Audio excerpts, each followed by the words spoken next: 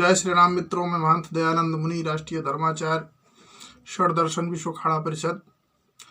और मैंने और मेरे साथियों ने, बिहार राज्य के संतों ने और वहाँ के सनातनी लोगों ने विश्व सनातन मठ मंदिर बचाओ महाअभियान का जो आंदोलन छेड़ा था, उस आंदोलन के क्रम में मैंने और हमारे साथियों ने मिलकर के परम पूज्य आदित्यनाथ योगी जी गोरक्ष पीठाधीश्वर के यहाँ होली के शुभ अवसर पर आज से कुछ महीने पहले जाकर के हम लोगों ने एक आवेदन दिया था। और उस आवेदन में हम लोगों ने यह वर्णन किया था पूरे बिहार के मठ मंदिर और भारतवर्ष में किस प्रकार से मठ मंदिरों का पतन हो रहा है।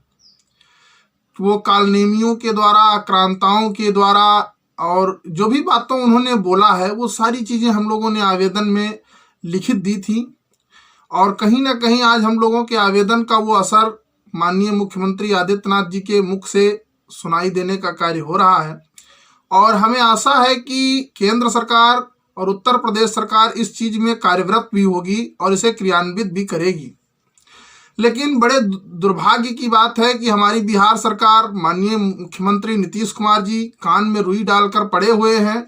जिस प्रकार से बिहार के मठ मंदिरों की दुर्दशा बढ़ती जा रही है, इस पर हमारे समाज को अग्रसर चिंता करके, संगठित होकर के इस पर एक विशेष कार्यवाही करनी चाहिए और हमको इस लड़ाई को आगे बढ़ाना चाहिए। और हमारे, जब तक हम हिंदू सनातनी सभी, हम भगवाधारी सारे लोग, हमारा सोने के लिए सन्यासी नहीं हुए हैं। हमारे अखाड़े के लोग, द्वारे के लोग, जितने भी संप्रदाय के 360 संप्रदाय हैं, 360 संप्रदाय के लोगों से मैं करबद्ध प्रार्थना करता हूँ, एक साधु होने के नाते, एक सन्यासी होने के नाते, कि अभी भी आप अपने धर्म को बचा सकते हैं। दुनिया में सिखों का अपना एक सर्किट है, ईसाइयों का सर्किट है, जैनों का सर्किट है, बौद्धों का सर्किट है, लेकिन इस सनातन धर्म का एक अंग ही है जो बौद्ध है और अपना जैन धर्म है और सिख संप्रदाय है। ये सब सनातन के एक अंग ही हैं, लेकिन इनका सर्किट अलग से बन गया, लेकिन सनातन के नाम से कोई सर्किट नहीं बना, हिंदू सर्किट नहीं बना। इसलिए पूरे भारत में जितने भी हिंदू मंदिर हैं, मठ मंदिर हैं, सनातन पद्धति के अनुसार जो भी हैं, उनको सारों को एक साथ संग्रहित करके एक सनातन सर्किट बना करके उनकी एक अलग विधि व्यवस्था स्थापित करने की आवश्यकता है, जिससे हमारे मठ मंदिर की संपत्ति और संरक्षण संवर्धन हमारे संतों की भी हो सके।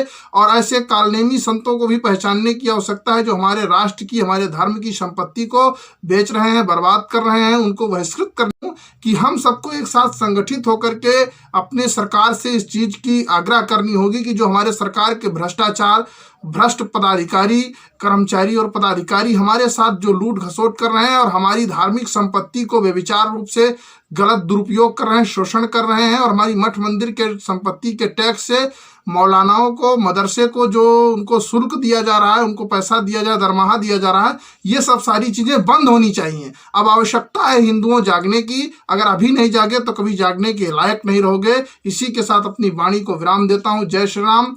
आज हमारी आवाज़ सुप्रीम कोर्ट तक भी पहुँच गई है। सुप्रीम कोर्ट ने भी एक आदेश पारित किया है जो अहोबिलम मठ के नाम से है। उसको हमारे मित्रों ने, हमारे संबंधियों ने, जो हमारे साधु समाज के लोग हैं, उन्होंने प्रचारित किया है।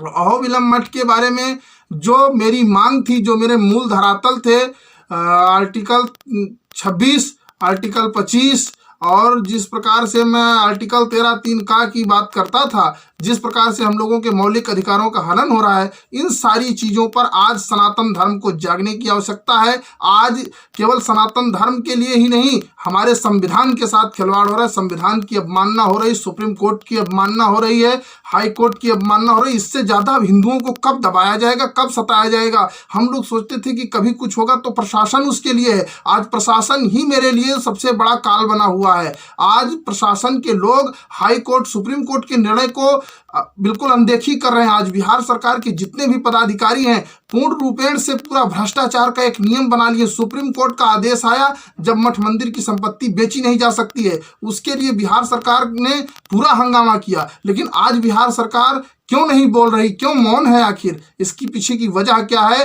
कि आज सुप्रीम कोर्ट का जब आदेश आता है तो सारे राज्य सरकार मौन बैठे हुए हैं, क्योंकि जो चीजें संतों के और मठ मंदिरों के विरुद्ध आती हैं उनका खूब जोर तौर से प्रचार प्रसार किया जाता है, लेकिन जो हमारी परंपरा के हित के लिए आता है उसे कहीं ना कहीं दबाया जाता है। इसके लिए हम सबको आवाज बुलंद करना होगा, इसके लिए हम लोग को लड़ाई लड़नी होगी। हमारी परंपरा की रक्षा के लिए, हमारी व्यवस्था को चलाने के लिए इसका अधिकार हमें है, ना कि किसी सरकारी भ्रष्ट कर्मचारी को या पदाधिकारी को, जो किसी भी धर्म और समुदाय का हो सकता है, जो हमारे मंदिर के गर्भगृह में नहीं जा सकता। ऐसे लोगों को जिम्मेदारी राज्य सरकार देती है, इस पर तत्काल प्रभाव से रोक लगाना चाहिए। अगर नहीं रोक लगा तो इसकी फिर पुनर्याचिका दायर होगी और इस पर हम लोग आंदोलन भी, कड़ी कार्यवाही करने का पूरा केंद्र सरकार से मांग करेंगे और फिर पुनः हम लोग सुप्रीम कोर्ट जाएंगे अगर ऐसा होगा तो। इसी के साथ अपनी वाणी को विराम देता हूं।